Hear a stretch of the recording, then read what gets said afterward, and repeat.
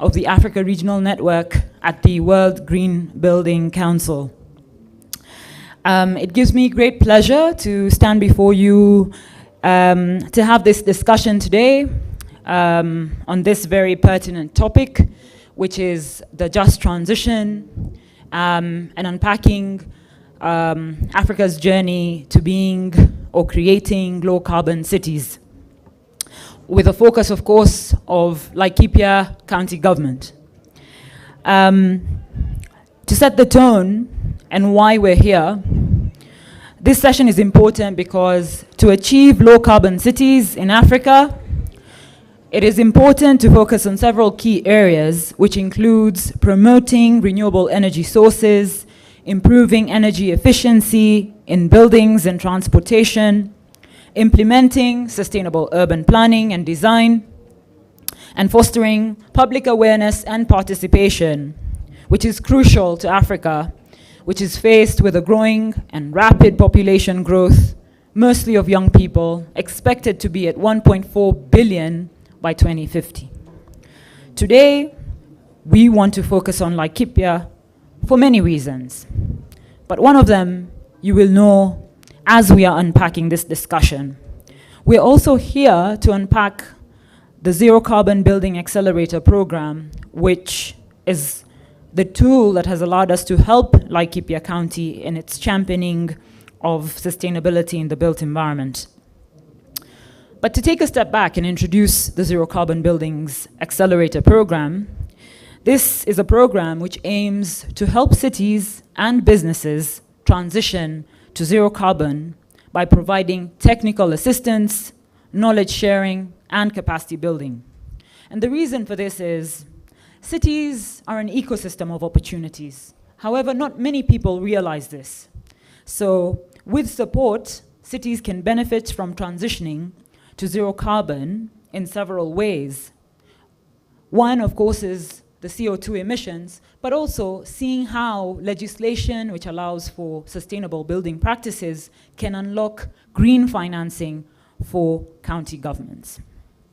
Now that I've given you and set the tone for this conversation, please allow me to welcome our panelists for the purpose of this discussion. Firstly, I'd like to invite Azmina Banji, who is the chairperson at the Kenya Green Building Society. Ladies and gentlemen, could we give her a warm applause? Thank you so much. Up next, I would like to invite Alim Tarani, who is the partner and head of infrastructure and energy at Bowman's Law Firm. Third, I'd like to invite David Mutisia, who is the director, renewable energy at the Ministry of Energy for Kenya. David. Next, I would like to invite Benson Iberi, who is the Africa lead energy access at the World Resources Institute. And last, but most importantly, our chief guest for purposes of this session, I'd like to invite Leon Jerry, who is the CEC for Water, Environment, Natural Resources, and Climate Change from Laikipia County Government.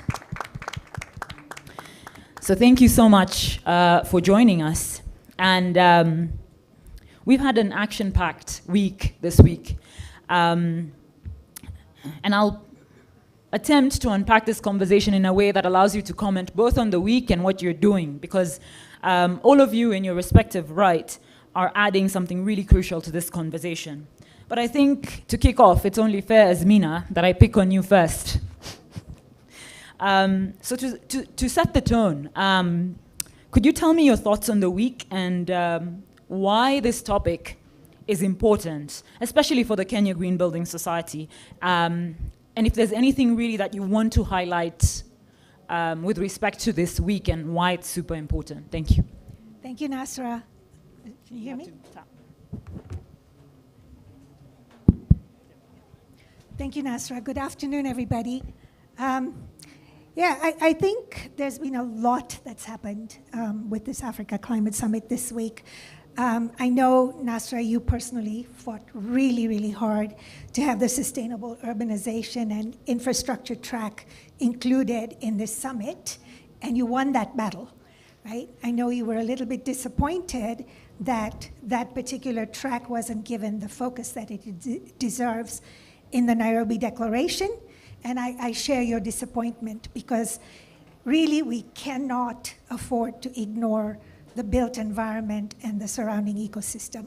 I mean, the built environment contributes almost 40% globally to greenhouse gas emissions, right? Not to mention its enormous contribution to energy consumption, as well as waste production and stuff. So, and also 70% of cities are vulnerable to climate shocks, right?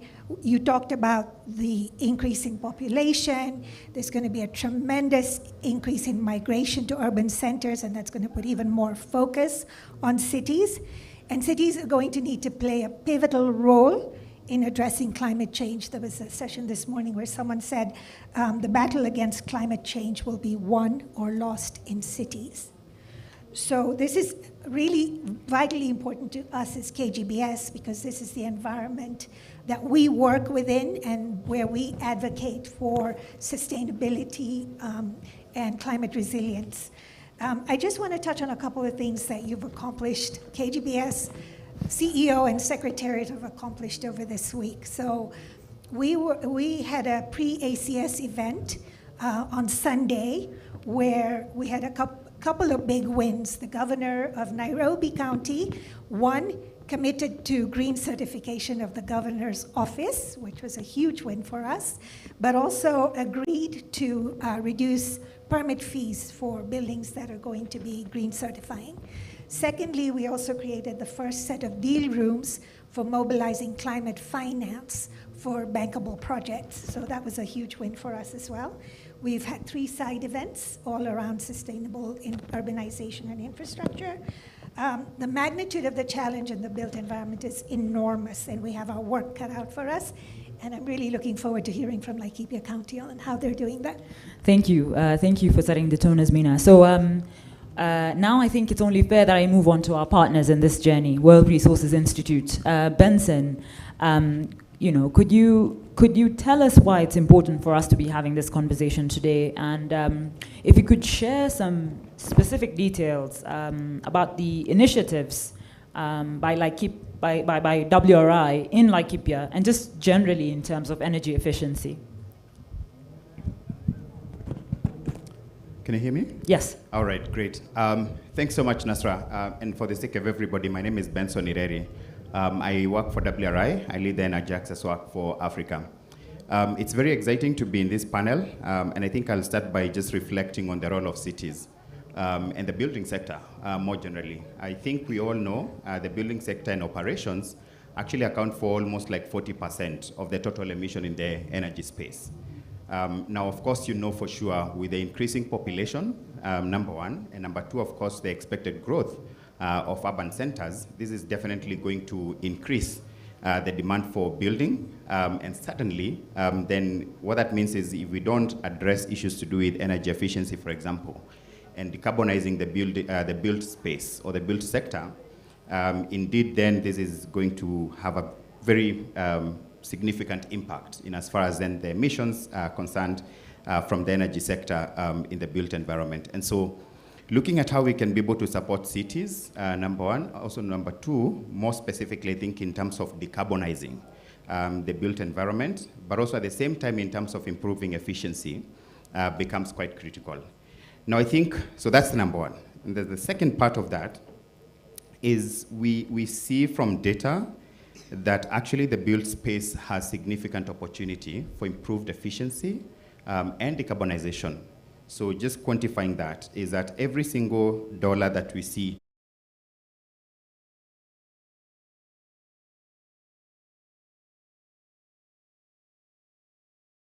energy that is demanded in the built environment, right? And the unfortunate part is that, unfortunately, all the opportunities that we see, 80% of the opportunities in the built environment, in as far as improving efficiency and decarbonization, it's only 20% that are actually taken advantage of, right? And so we have 80% opportunities still untapped. And so the question then comes, how do we help the cities? how do we support improvement in efficiency and decarbonization of the sector. And so WRI and our partners over the last couple of years have been supporting cities through an initiative we call Building Efficiency Accelerator to basically support cities with 5 main strategies. Just to quickly highlight those 5 strategies that we've been acting on. So one of them is supporting or facilitating dialogue. And dialogue in this case is basically policy and regulatory environment, looking at how we can be able to support cities to improve on the policies that they can be able to adopt to help them in terms of improving efficiency and decarbonizing the sector. But the other one is also assessment. No, what do you mean by assessment? It's looking at the economic, social, and environmental benefits of efficiency improvement and decarbonization, and helping then the city policymakers to actually be able to see the opportunity. And then, of course, based on that, we provide opportunities for acting and supporting the policymakers to take advantage of those opportunities, and then monitoring to basically see the improvements and how we can be able to scale up that. And finally, helping in terms of improvement of investment to, again, help in terms of improvement of the efficiency in the space.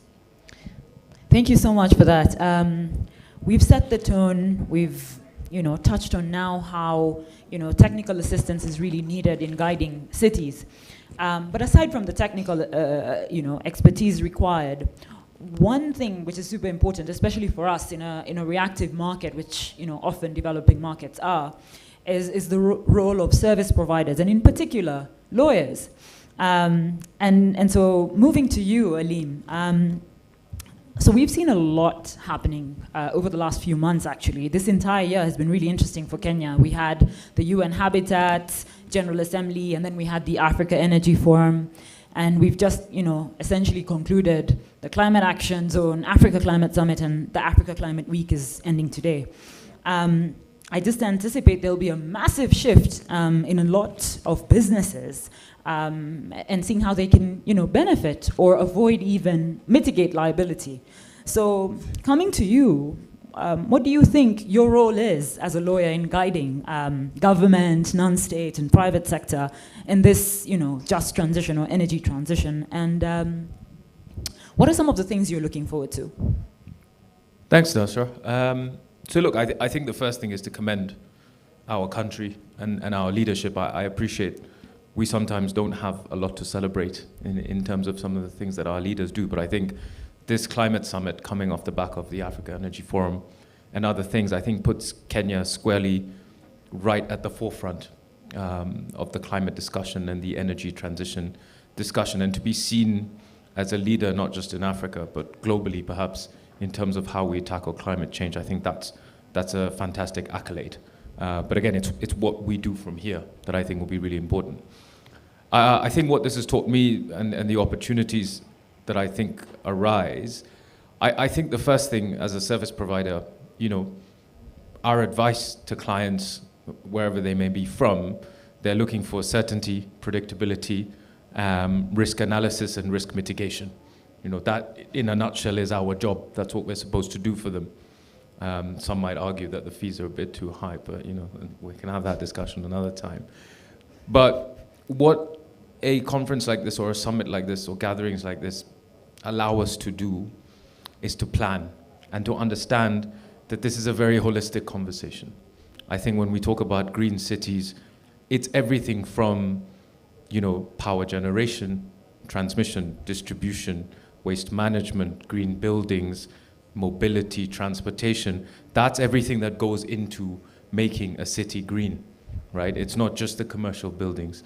So I think at the various levels of government that obviously exist within our governance structure, right? Because we have a devolved system of government. The national government and the county governments need to be aligned. They need to be speaking to each other. And then I think there needs to be a very frank and honest conversation about whether we want to be seen to be a country or a region that is going to hinder innovation or is going to allow for it to foster and grow. And what I mean by that is there is, we can take the carbon credit market as an example. There is a lot of buzz around the voluntary carbon credit market. There is a lot of buzz around natural resources. There is a lot of buzz around green certification and green buildings. Now, do we want to give people incentives and allowances to be able to build on that? Or do we want to start charging taxes and levies and effectively just, killing some of this innovation right at the outset? So I think these kinds of summits give us a chance to have those kinds of conversations, because in the end, to achieve what we want to achieve, and let's not kid ourselves, it takes investment, it takes money. And in the end, not everyone is just going to come and give their money in a philanthropic way for free.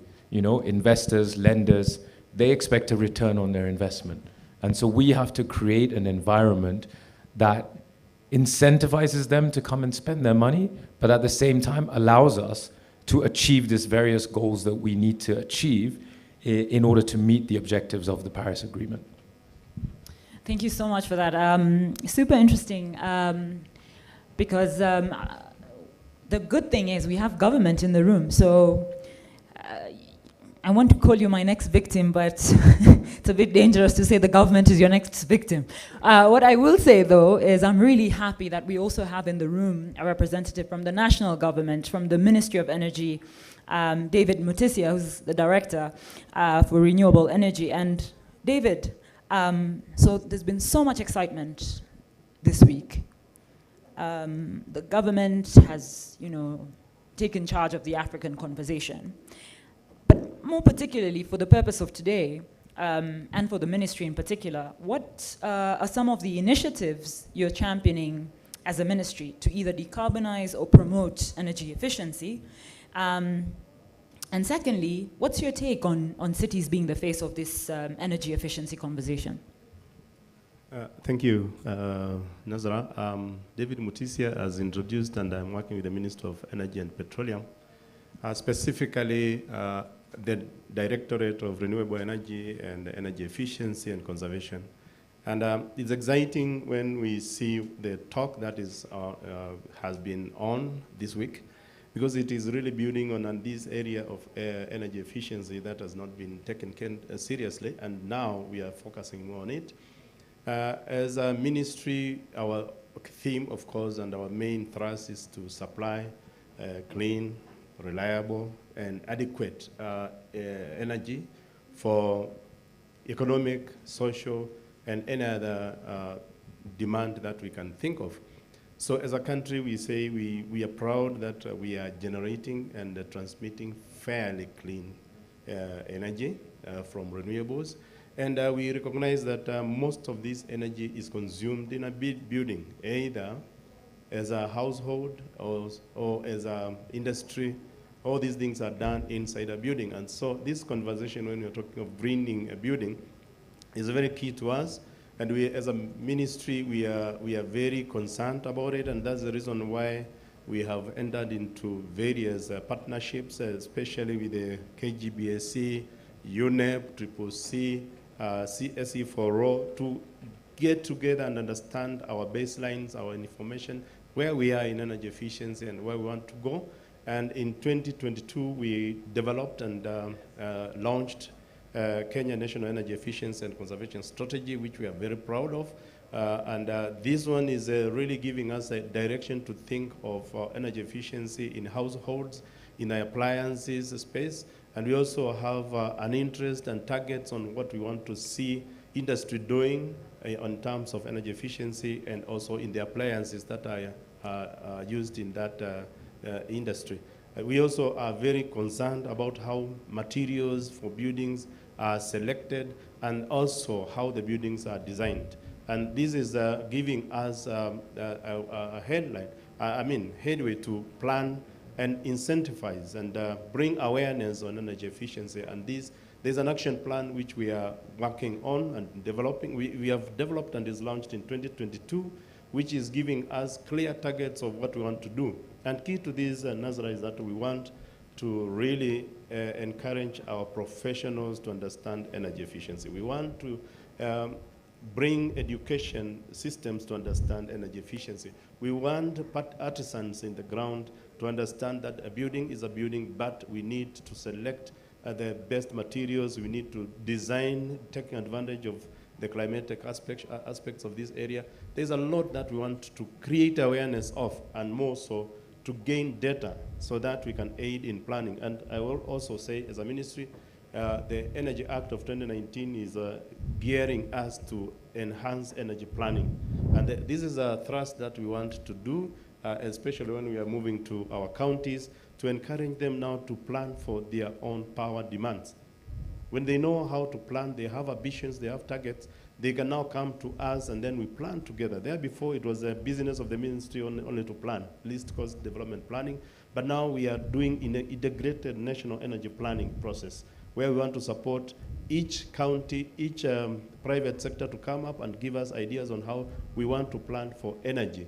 Demand, access, utilization, biomass, energy efficiency, and all that is now brought together in the same roof so that we can enhance our planning.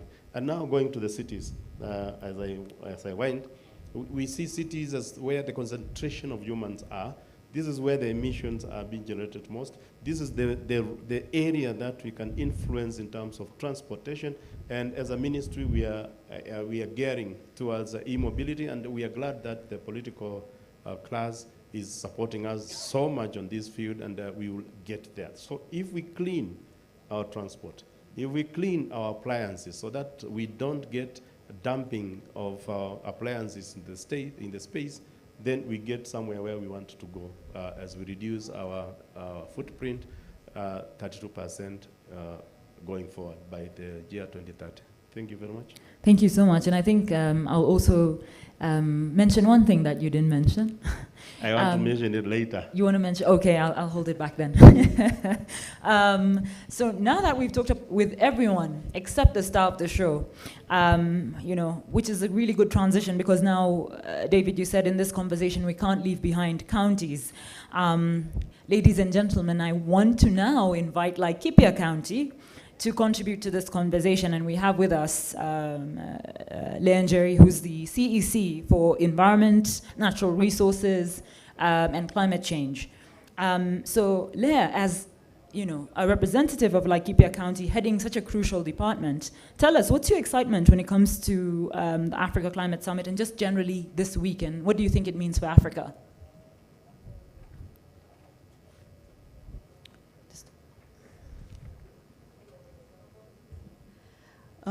Thank you very much. This week has been very insightful, and really being the first in Africa for Africans to come together to engage on a very important topic that is climate change. We know that we are the most affected and our vulnerabilities are very high. Our population in the urban, population in the countryside, the vulnerabilities are very high. So it's been 1 week of talking about what climate change means within the context that we live in as Africans and the initiatives that are being done by Africans, even when we some support, but we are steering this initiative and the change that it's making. I had the opportunity to visit the exhibitions, and one of the things that I was very much interested in is how you deal with solid waste, because urban and cities and urbans, really this is a serious challenge. And I did get some very good insights. I also appreciate that it is also has been a week of great attendance and overwhelming attendance actually at that, of Africans, the heads of state and government in Africa, and therefore the dialogue has also been very enriching. And not to forget to mention that we also have had partners that we are working with in the continent. For us as Laikipia County, I was actually, when this was organized, I purposed that I was going to look at things that would be able to improve our county and ensure that we are also living in, we have urban and towns that are sustainable and that are also green. And so as I was moving around, I've been able to learn a lot. But I also want to echo some of the things that have been mentioned here, that we could do better. We could do better, and I'm very certain that the people who organize will have a reflection moment or time to look at what else could be done better.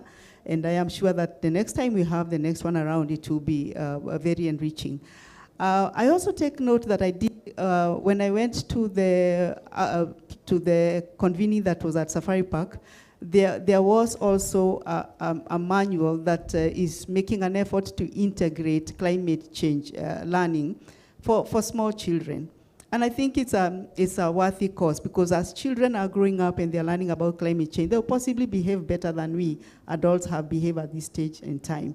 And given that climate change is one of the biggest single threat that we are facing, that is affecting human existence, and also one of the biggest challenges we are confronted with, and is really compromising sustainable development, I think it is important that everybody, the inclusivity of everyone, the children, the young adults, and all of us is a step in the right direction. And therefore, so those were my thoughts for the week. Thank you. So now that you've given us your general views, so tell me, in terms of the climate conversation, why is it important for Laikipia in particular? And tell me a bit more about what Laikipia has been championing. Is there anything else you want to share with us with a Laikipia focus? Yeah, thank you very much. I want to go back to 2013 when we enacted the Constitution and we got into a different system of governance, and with the establishment of county governments. And what we have witnessed in Laikipia, which is not different from the other 47 counties, we have witnessed rapid urbanization. We have witnessed, numbers growing in our towns, in our centers. And actually, in Laikipia, I have seen some small centers transitioning to become towns. And I've seen the infrastructure coming up, and I have seen numbers growing. When by the time we got into the devolved governments, Laikipia did not have even a single municipality. Today, as we speak, we have 2 municipalities. And that speaks to numbers, because for you to become a municipality, numbers or population is a key parameter of consideration. We have one that is actually, the third one is in the process of getting a charter. I have also seen our towns growing, our small centers growing to become towns. And so this therefore becomes a very important engagement for us at this point in time. We also know therefore as we are transitioning and urbanizing rapidly, that we are also faced, towns and urban areas are faced with climate change. They also experience drought. They also experience serious issues with solid waste management, challenges around solid waste management. There's a lot of pollution of our rivers. If you look at Nanyuki, for instance, there is also the issues of floods, and these are effects of climate change. But besides that, urban areas and towns are also great emitters of greenhouse gas emissions. And therefore, we cannot leave them behind in the conversation on how to fight climate change. So they become an integral part. When we are looking for solutions, they must be considered. And remember, this is where we have concentration of people. So when you're looking at an increase in tropical disease, this is an area of concern. This is an area of concern because of solid waste, because of how we handle solid waste. And this is an area of concern because of poverty and inequality that we are finding in the urban areas. And therefore, this for me then becomes the critical factor that and a driver for us to engage, for towns and cities to engage in this conversation. Thank you. So thank you so much. So now I want to understand, why are you here today? And this in the context of your partnership with us at KGBS as well as the World Resources Institute. What have you been up to in this regard? And I want it to come from you before I echo it. Yeah. Maybe before I get there, I want to say that even as county government, we have been doing a lot of things with regards to that would be able to mitigate climate change, but also help our communities to become resilient. And some of the things we have done, for instance, in Laikipia County, we have 295 boreholes. And what we have started doing is solarizing the boreholes. What we are also doing is solarizing our health facilities. so that we wean them off from the main grid, but most importantly, be able to provide healthcare to communities that are in the very remote areas. And besides that, I just want to highlight one key partnership with the Kenya Building Society, Kenya Green Building Society. And in this partnership, one of the things that happened, and I think this is the beauty of partnership, is that we all know that counties, we have some capacity in the county, but it's not adequate. And one of the things that has happened is that we have gone through our engineers, our quantity surveyors, and our technical people have gone through capacity building on a green building. And in particular, I want to single out, they have also been taught about the IFSH tool for green building. And this capacity is very important because it's important to start from a knowledge perspective from a capacity building. And this is courtesy of the partnership that we have had with Kenya Green Building Society. The other things that we have done is that we developed the green building guidelines. And we are in the process actually of doing the code, the green building code. And of course, we are hoping that the government will move with speed to actually update what they have so that we can all have an alignment as county government and national government.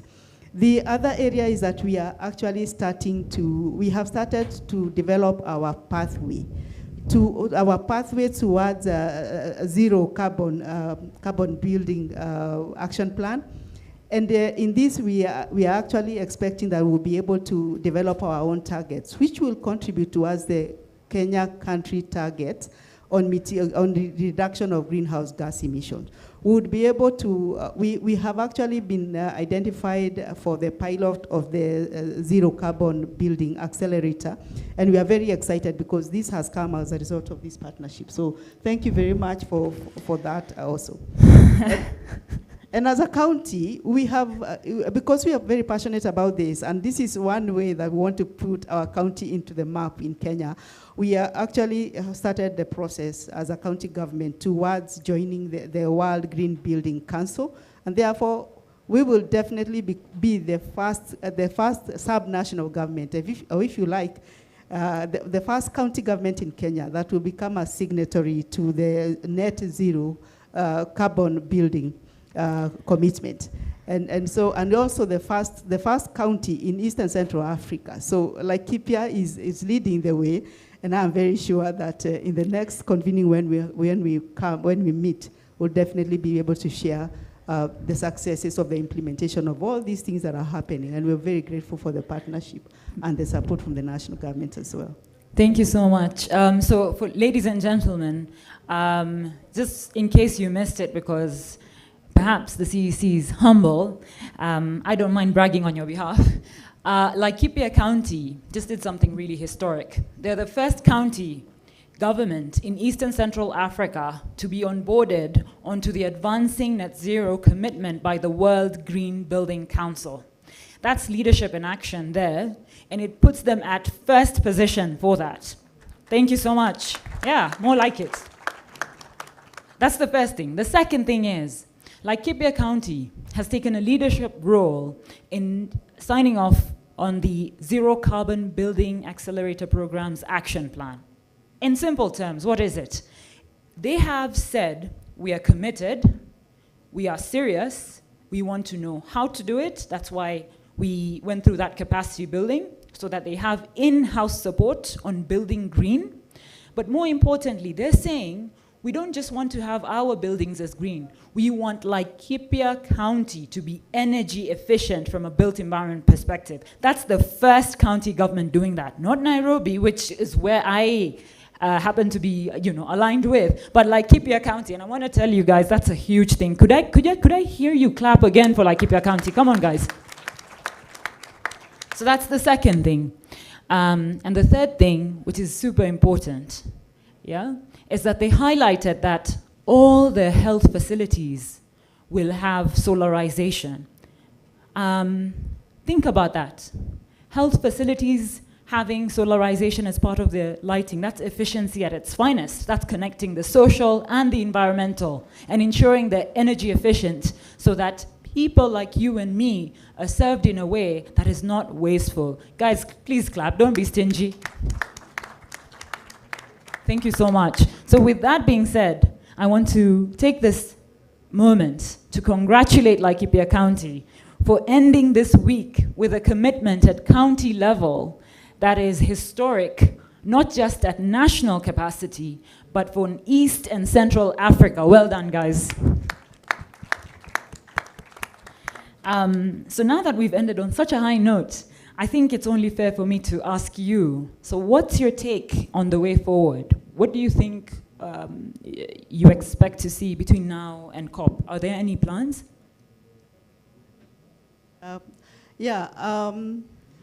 One of the things that I feel this conference has achieved is that we end the conference with a commitment and a call to action by the governments, the African heads of state and governments. And therefore, I feel that as we approach COP28, we are able to present our unified voice in this important conference. The other thing is that we've been able to demonstrate that yes, it is possible to actually make our cities green and livable and build resilience to our cities. So as we go to COP, I'll be looking for opportunities for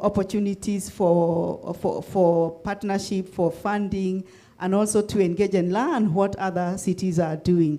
But most importantly, I think as we move forward, we need to be able to harness the lessons that we are generating. We are generating as African continent and share closely together so that together we can move towards resilient cities and towns. Thank you. Thank you so much. Benson, what are your closing remarks in this regard, and what are your thoughts as we count down to COP? Anything you think is a takeaway for us to keep in mind? Yeah, I think first and foremost is basically to echo your word to congratulate Laikipia County for such a great success. Congratulations. We have been working with subnational governments, I think building on what Mutisia mentioned in terms of supporting to develop county energy plans. And I can tell you the truth, it's not an easy thing. So the successes from Laikipia County, I think it's kudos. That's what I would be able to mention. My closing remarks, I think, as we get out of this, the Africa Climate Summit and going towards COP28, is a whole question about finance and investment. I think we can continue having these conversations, but if we do not manage to see how can we be able to unlock finance and investment, all the action plans that we continue developing will not be in a position to implement them. Now the question then becomes, how do we bring together all the key stakeholders that are involved in this? I think for a long time, the conversation has largely been around public sector financing, which I think for me is not sufficient, but it's a question of how can we be able to come up with, implementable financing and business models, sector specific. I think whatever that is needed in the build space is not the same case that will be required, for example, in the adaptation space, right? And so being cognizant of what is required in any single space and how can we be able to bring together the different stakeholders who are supposed to then help in this, I think for me will be quite important. But also more important is the whole question about data. I think she has alluded to the role of data. My brother here again alluded to the question of data. When you starting from baselining to then helping us to understand where do we want to go. I think for me, that's critical role of data, which is one value that WRI brings on board. But I'm not speaking this because of WRI. I think I'm saying because it's quite important, even for national governments, sub-county governments, other stakeholders to actually then be able to see what is data telling us, what needs to be done urgently in terms of addressing this issue. Yeah. Thank you. So David, any closing remarks now that you see the county is really going ahead? Well, mine first to thank Laikipia County for showing the way. I know where we're coming from when we were now tasked with the business of capacity building and energy planning for the national and for the county governments and for the SAGAs, or the parastatals that are dealing with this sector. Now, going forward, I will also say that as a country, one of the objectives of the National Energy Efficiency Conservation Strategy is to ensure that 50% of the existing public buildings are energy efficient. And to this end, together with the stakeholders that are here and others not here, we are starting to do a retrofitting program for secondary schools in the country. We have so many boarding schools in this country, and they are at different levels of efficiency in lighting, cooling, and any other energy efficient aspect.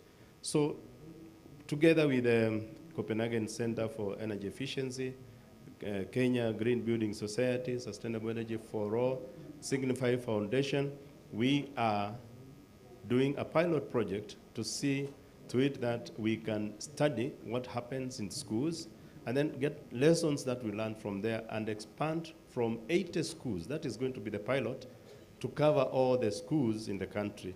To this end, we'll also want to get lessons that can strengthen our Super ESCO model that we started last year, to see it working, because we are also proud that we have a Super ESCO, a unique model for financing that we want to see it working. So we need information, and that's the reason why we are moving to the schools to start there, and together we will manage. We have some support for carrying out energy audits, but we are lacking some financial muscle for that, and this being a very unique exercise, we are welcoming partners to come on board so that we move together to learn from these 80 schools in 13 counties so that we can get lessons that can give us an announcement that can be done during the COP, especially so on the Super ESCO model. Thank you very much. Thank you so much, David. Aleem, over to you. Any closing remarks, reflections? Yeah, I think the first is just immensely proud to see so many youth in the room this entire week. I used to be youth. I'm not anymore, apparently, I'm told, as per official ways in which that's described. But, and to those youth in the room, I would say, you know, education changes the world. That's one of the key things that's going to lead to change. So take this opportunity to learn more about your world and the threats facing your world, what you can do to take that on, and demand accountability from all of those who are sitting in front of you, your leaders, right? It is your voice and your actions that are going to make sure that this week, you know, isn't just in vain, okay? And super happy to see so many young people involved. And on top of that, I think in the end, you know, action will speak louder than words. And it's great that we've had this week, but we've had, you know, 27 COPs, and we're coming up to a 28th.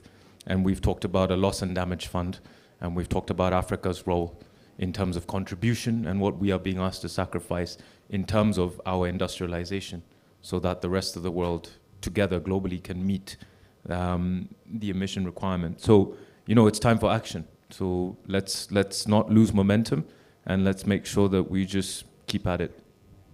Thank you so much, Aleem. Yeah, and last but not least, Azmina. Thank you, Nasra. First of all, again, I'd like to congratulate Laikipia County on being the leader in this initiative with the Zero Carbon Accelerator Program. In our partnership with the World Resource Institute, KGBS is a regional partner. We are really, really hoping that the successes of Laikipia County will serve as a proof of concept that we can then scale not just across other counties in Kenya, but across the African continent. So we're really looking forward to that. And yes, Aleem, I echo your words. We want to be held accountable. We will do whatever we can to make sure that Kenya and Africa have a sustainable future for the generations to come. So yeah, thank you so much, guys, for your contributions and your insights. Once again, congratulations to Laikipia County Government. For those of you who've missed it, they're the first county government in East and Central Africa to have committed to having green buildings, to sign up to the Advancing Net Zero commitment at the World Green Building Council, and committed and have drafted and finalized on a zero carbon action plan with the aim of decarbonizing their building stock and their built environment. A first in many respects, and really showcasing leadership in action for Africa by Africans. As the Kenya Green Building Society, we are tasked to champion sustainability in the built environment, and our main focus is to facilitate both the platform, the assistance in a technical capacity, and the partnerships to ensure that we have as many success stories as we do today with Laikipia and the Ministry of Energy, even Alim. Like, we welcome everyone so that we can together win this conversation. My name is Nasra Nanda, and I was your moderator today. The two things that I want to ask of you, if you'd indulge me, is one, the first thing is to ask my panelists to take a picture together so that we can have this moment for Laikipia County. So Chris, if you could join us here. And the second thing is I'd like to invite all of you for a group photo. So really quickly, we'll take that photo and then I'll invite you guys so that we can share that picture with all of you. And thank you so much for your time and coming and joining us this afternoon. Thank you so much.